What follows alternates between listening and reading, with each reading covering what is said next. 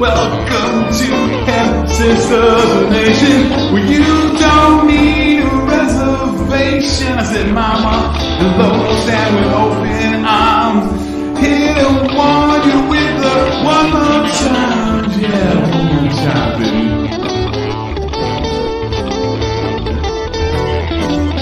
Welcome to the nation.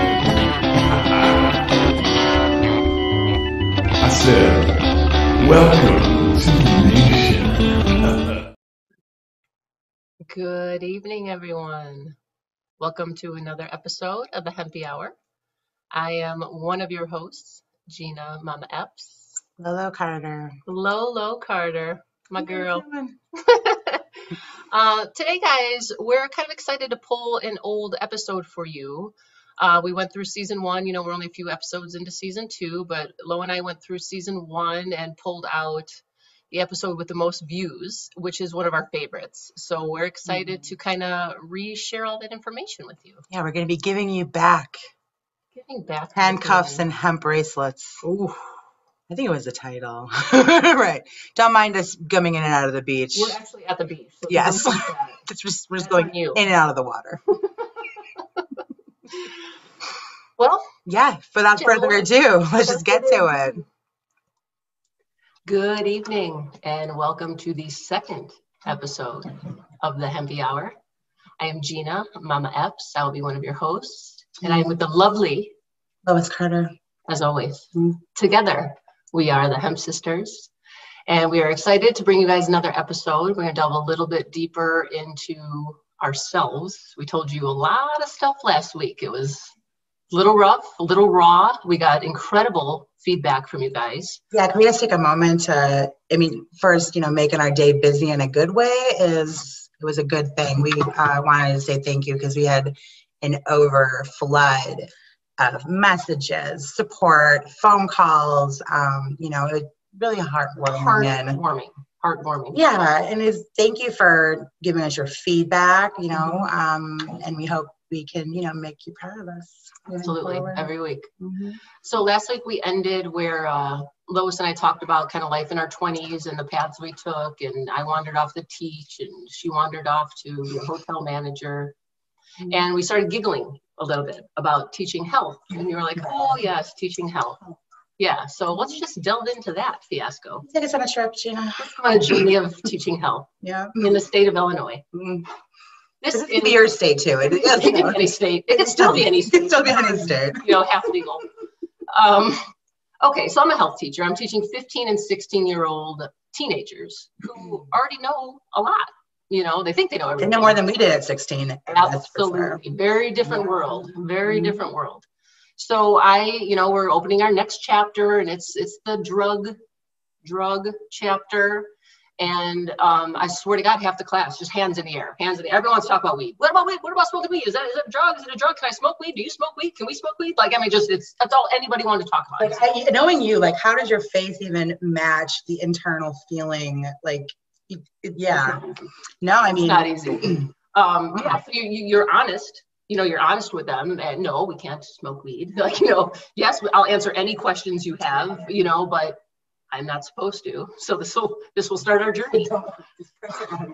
Right. So we open our health book, and what's literally the first thing I see is how a marijuana cigarette is more harmful. One is more harmful than smoking an entire pack of cigarettes a day. So I literally tell teenagers to close their books and throw them on the floor. So if you could only imagine, right, 35, 40 teenagers, yes, 35 or 40, yes. We'll talk about that another time, but yes, 35, 40 teenagers in a tiny classroom throwing books around. So, and we just get raw and we get honest. And I don't talk about weed or cannabis or getting high or smoking. We talk about the plant, the plant. I threw the book on the floor for a reason because zip it with the smoking weed. We're here to learn some shit. You're going to learn about this plant. You asked for it, you're going to receive it. So, you know, there's just so much else to talk about besides the one thing that historically has always been focused on, which is what does THC do to the human body and the brain?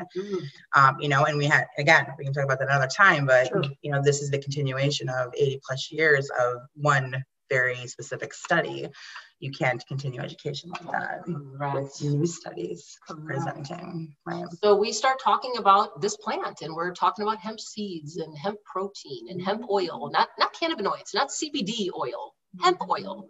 So we're talking about hemp oil in beauty products where, you know, I'm giving away lip balms and soaps at, you know, before tests as, you know, giveaways for little trivia games, and they're eating it up. I mean, they love it, and they're, you know, putting on lip balm in class, and oh, you know, I'm surprised to know that there was that side of it where it's did they even know that there was one plant, and not even in the ballpark of having any clue. Like, I mean, absolutely no clue. And then we delved into hemp protein. So they you know, sucked in hemp oil, and they sucked in hemp seeds, and that was cool. Nutrition was cool because we already talked about that in health. Yeah, right. But now we have the chlamydia. Right, exactly. God, for another day. So we get into hemp protein, and now I've really got some kids' attention because there's a lot of athletes. Yeah, there's a lot of athletes. You're in a coach position too. Yeah, I coached basketball for 10 years, and you know, the kids know that, and we talked about nutrition and health and building muscle and working out, and it all goes together. And now they're really excited. So, you know, now they can use this plant on their face and in their body and on their body, and without getting high or without getting in trouble or without, you know. So long story short, the administration does not take too kindly to all of this bonus education that I was giving the children. Good heart. You're generous. Yes, you're welcome. And so, yeah, you know how this story goes. I mean, it was, you share the rest of it. Yeah, I mean, meeting after meeting after meeting on how I can't do this, and you can't do this, and you have to read from this book, and you have to teach them the curriculum. And I'm like, it's lies. It's bullshit. Like, no.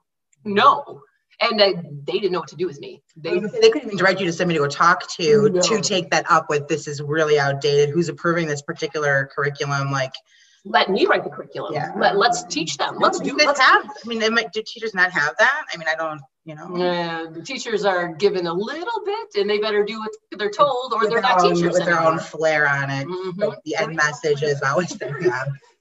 Flair. So yeah, you know, and I'm fighting it. I'm a union teacher. I've been teaching 15 years. Go fuck yourself. No, I'm not lying to these kids. No. So, you know, again, the principal's office. So now there's an administrator in my class. You know, he's, you know, in a 3-piece suit, and he walks in, and I'm supposed to be intimidated. So what do? Stand in front of him and start teaching my class, and they're loving it. So now all the holy hell hits the fan. You know, like, now I'm in trouble. I've done too much. Right, they brought an adult in to supervise you. And I told him where to go, and that didn't go well. So now I'm in this quote unquote final meeting where you know, the union is there, and the legal team is there for the school district, and I'm stubborn because I know what I'm doing. I know I'm right.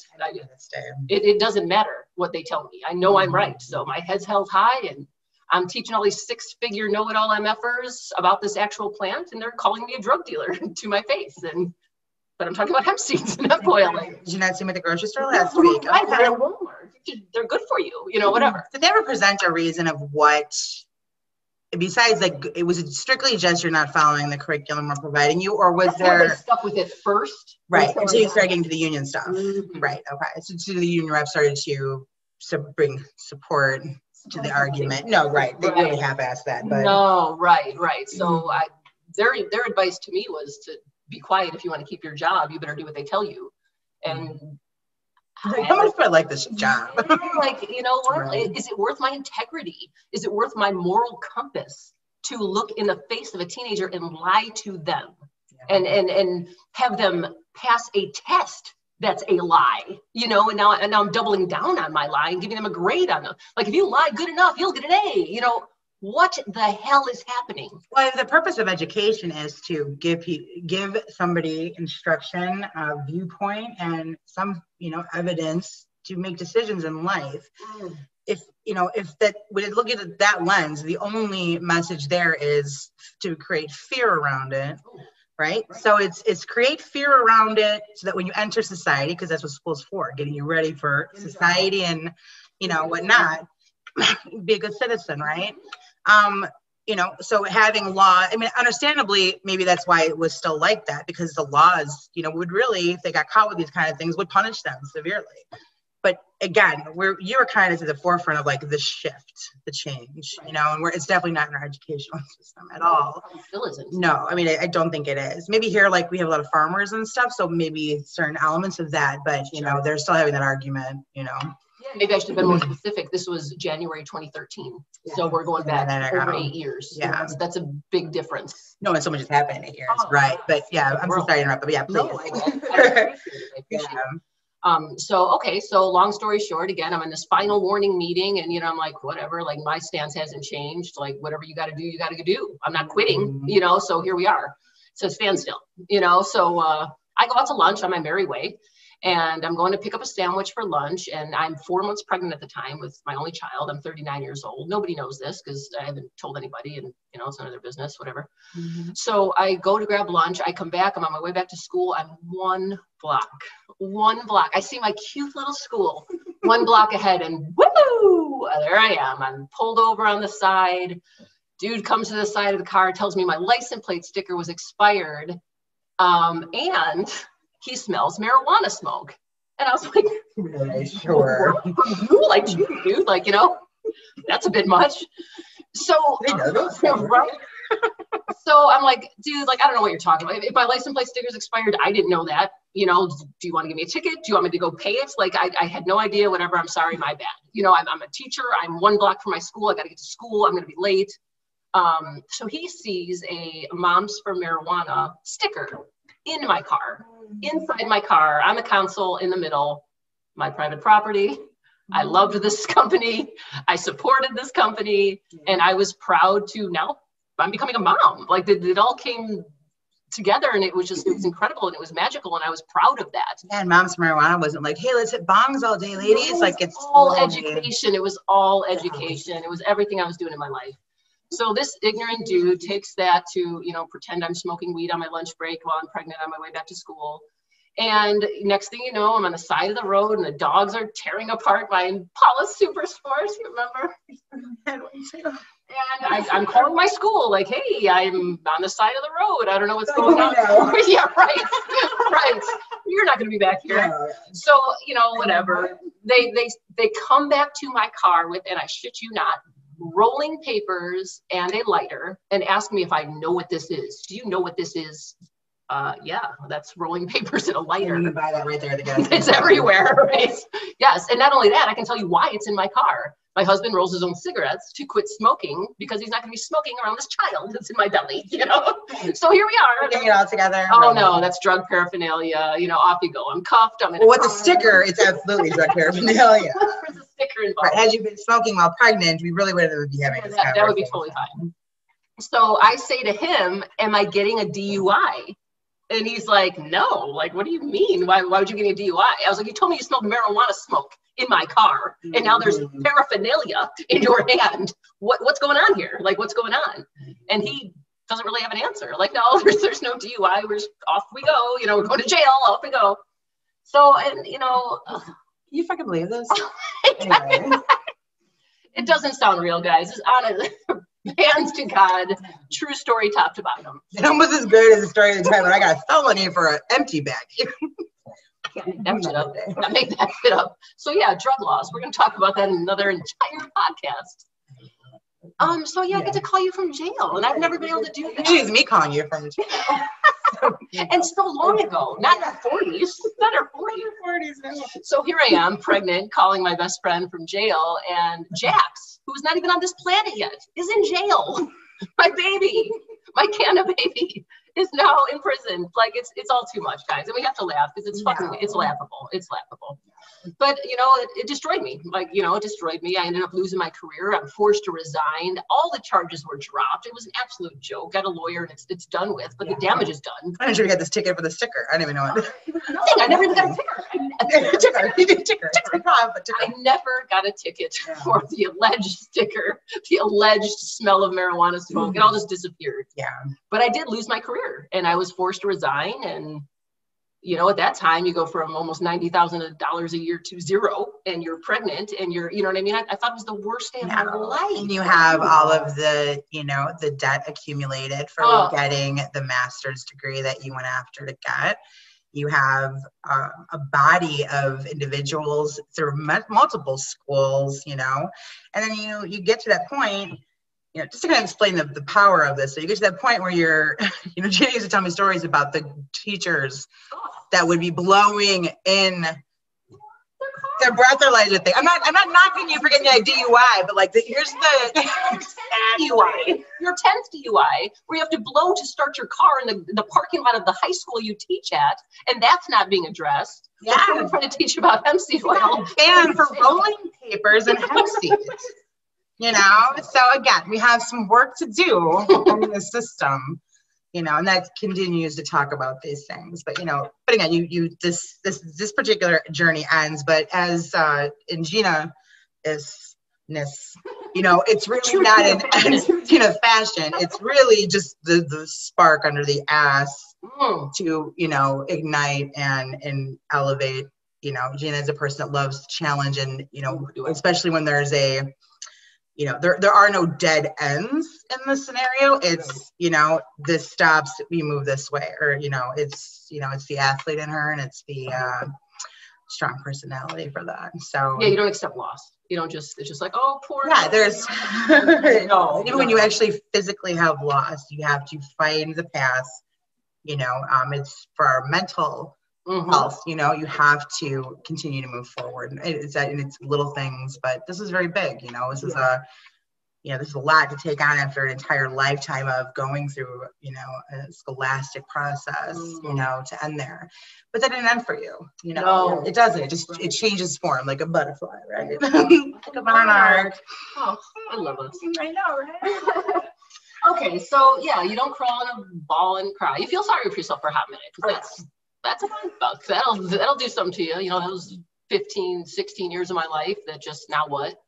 You know, but I'm talking to Lo, and you know, I want to pursue this industry, and I don't know how. I mean, it's 2013. Like, what does that even mean? Like, so I start making hemp oil soaps, and, you know, I'm on Etsy and eBay and just doing my little thing, making hemp oil soaps, and friends and family and Christmas and gifts, and I'm liking it. It's fun, and we're educating people, and Lo's helping me educate people, and it's cool. But you know, it's not quite itching the scratch that we had. Oh yeah, you started to get some like educational pieces. You were actually able to blog for some people, and you were able to kind of get, you know, start building, I don't say a name, but a presence, right? Like, you know, and you were really pushing hard on the educational value of it. Because nobody really understood hemp in the Midwest. Like, and nobody understood hemp really almost anywhere. No, right. It was either, right, there was no hemp lane, right? Because everything to that point has been imported our entire life. You know, nothing being grown here, you know, Kentucky, not even until 2014, 2013. So yeah. Okay, so by 2014, my husband and I decided that, you know, we're going to try something new. We literally packed up the family. We moved to Washington State from my baby. That was a hard day, right? It was tough. That was tough. But it was like, you know, what else do you do to pursue this dream? You got to get in there. You got to learn it from the ground up. So, you know, we became growers, and we grew cannabis for 2 years. We were caregivers. We helped countless people, and, you know, then the laws changed, and everything we learned there, we're bringing back to the Midwest now. And I'm getting back with Lois, and I'm teaching her everything I know. And, you know, she came out to Washington a couple times, and she saw the garden and this experience. You don't, once you have that experience, guys, there's no turning back from that. I mean, that's utopia. Sure. And simultaneously, you know, Gina started to have, you know, issues with a bone tumor, right? So these two things were kind of merging. She was there, you know, growing in compassionate programs, right? And doing that, but she was also, again, taking the medical component to another level. And this time, she's surrounded by people that can teach her. Yes, she can learn from. She can, you know, start to build this knowledge. And by the time she came back, like, nobody, you know, where we are, knew what the hell she was talking about in our local, right? Like, you know, I mean, in certain things, you know, it was just kind of catching. I mean, I had CBD. When did you leave? 2013. like by 2014, I was getting the Tallulah. Yeah, no, we started CBD in 2014, Yeah, right? so And I mean, that's like 100 years ago now, Yeah. 6, 7 years ago, but CBD 7 years ago didn't exist. No, and you were, and especially where you were, where everything was about THC, like Right. this was kind of, even within the community, you started to see like a split, right? Yes. That still happens today, obviously, you know. Yeah, there's that's interesting. I don't, right. we got to work on that as a community. We Yeah. really do. That's not okay. No, it's not okay. It's understandable because it's, you know, you're working two things, and why is one getting legal first? You know, all of these things and the loopholes, but there's a whole slew of other things. But you know, as far as you know, prison reform and other issues, but right. Yeah, so we actually were probably one of the first people to like put CBD in our products. For sure. I mean, could not find it. We were in Chicago. Nobody was doing that. No. Nobody was doing that. And then, you know, once we started that, and yeah, we'll actually back up a step, because once I came back to Illinois, Lo started doing a little bit before she ended up leaving the Holiday Inn to really join forces. No, right. You started making hemp jewelry. It did. Yeah, hemp bracelets. Yeah, exactly. So Lo, Yeah. I mean, you can tell them. Like, Yeah, I mean, I'm very crafty. Yeah. So, and I was at this point, getting really stressed out at my job. You know, I have my daughter, she's 2, right? I'm going to have 2. Right. Going on 2, and I'm still working, you know, 7. I have not gotten to the point where I can like balance work and home life. And I'm finding like peace with doing craft stuff, you know, and bringing out some of my other talents. Like I like to draw and art, all that stuff. Yeah, so I started doing that, and I started, you know, making like little clay stash jars. Like, you know, I started picking up things that I just never had my hands in before, and took time to like do that. And it just started bringing in so much creativity and confidence, and like started to get me on this path to not be at the job I was at anymore. You know, like I was really starting to, you know, and you're selling these little things at craft stores, and you're actually making some money. You're not making a salary, but you know, you're like, I'm being rewarded in so many ways right now. Like, people like what I'm doing. Yeah, and again, like the biggest thing with me was that, you know, Eliana was such a long process to bring her to this world, you know, and I was losing time with her, the time that I really wanted to have with her. You know, she was such a process, you know, to have, you know, and so I didn't want to like lose that gift and those valuable years with her, you know, so yeah, definitely left. And then we started, you know, merging it, right? So I had L Bell Originals, and you were Mama Epps Hemp. Yep. And then we got rid of L Bell, we got rid of Mama Epps, we grabbed a G, grabbed an L, and G&L Wellness for it. And guys, I tried so hard. I tried so hard for like 2 years before I could get her away from that. No, and you know what? I mean, on a personal note, the challenges I really had, it wasn't so much desire. Like I probably, as soon as I had Eliana, like I didn't even want to go back to work. But you know, I was in a marriage that really wasn't supportive of that at all. You know what I mean? So, you know, I had a ton of support there, and I didn't, you know, right? That is the difference. Like I had to kind of come to a place where I had to prove that nothing would change. How do you do that? No, you know, it's either support or it's not. Right.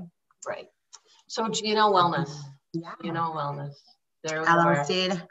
That was 2017. We started naming ourselves. 2017 was the original LLC, and then we reincorporated in Wisconsin. Okay. So that's the next time. I restole her. So first I stole her from a hotel, then I stole her from Illinois. Lived that close to me, and then bitch is gone. Yeah, Wisconsin. Come on, we're going again. You know, so Lo's been in Wisconsin, what, about a year and a half? Oh yeah, it's been September. I mean, it came in like July, so it'll be 2 years in July. Yeah, we did a lot of stuff in Wisconsin. We really did. We helped a lot of farmers. We made a lot of connections. Helped a lot of extractors get going, and we really played our part in the state, which is why we're ready to leave the state. We're ready. We're just gonna keep hopping, making an impact, and then moving on.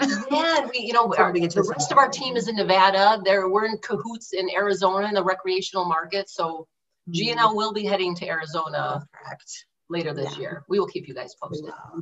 We had Hemp Sisters Nation, obviously created it. It's been a brainchild of ours since the day, you know, like we had the Mama Epps and the L Bell thing. 100%.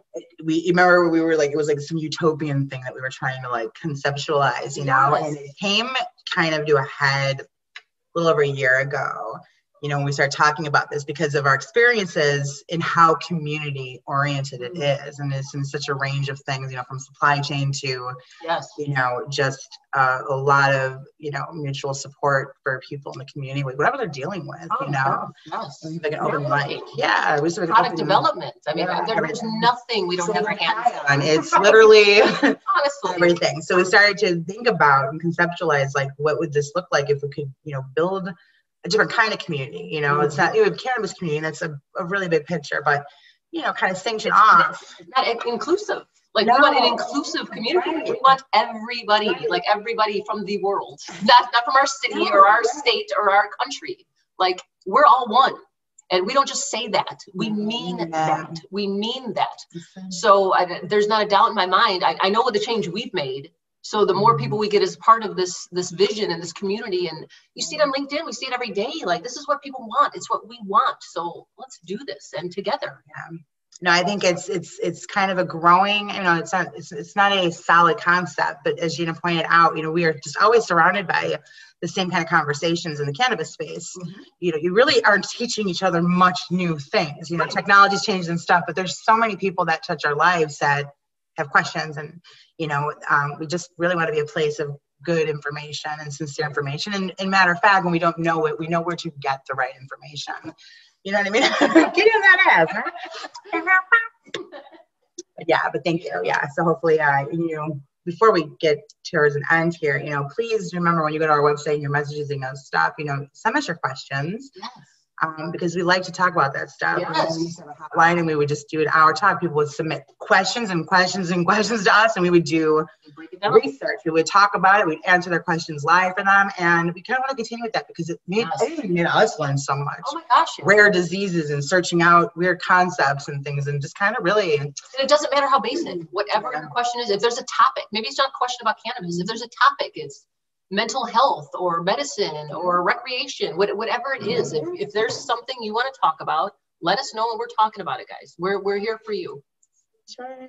Okay, so what should we talk about next week? What do you think? You know, I want to say, like, I know everybody's kind of talking about, you know, the impact of the economy, coronavirus, I mean, all of these things, you know. So I don't want to delve.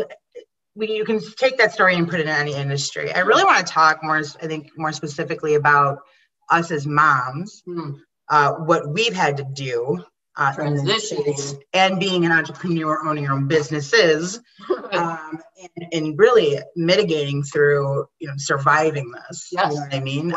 You know, we have different dynamics. I'm a single mom, but I have, you know, a lot of family support, obviously, you know. But I mean, again, there's just so many situations. I think that we really should start to talk about, you know, things that we do, tips and tricks. How are we getting through this? How are we saving money? How did we survive this year and a half when you couldn't sell anything?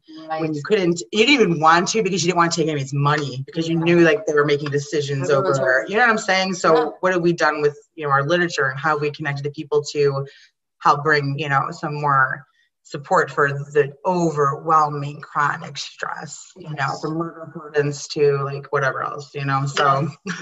And the charity, we'll delve into our charity that we work with next week, because we're going to be opening up some subscription options for you guys, and you'll be able to help with some charity that we work with. And I know some of you have asked about that and how you can help. So that's crucial to the movement, the overall movement of One Love and the Hemp Sisters Nation and community. Yeah. Ready? I'm ready. All right, guys. We'll see you next week. Thank you again for joining the Hemp Sisters. And thank you for listening to the Hempy Hour. If you're watching, thank you for watching our beautiful smiles. And we'll see you guys next week. One love. One love.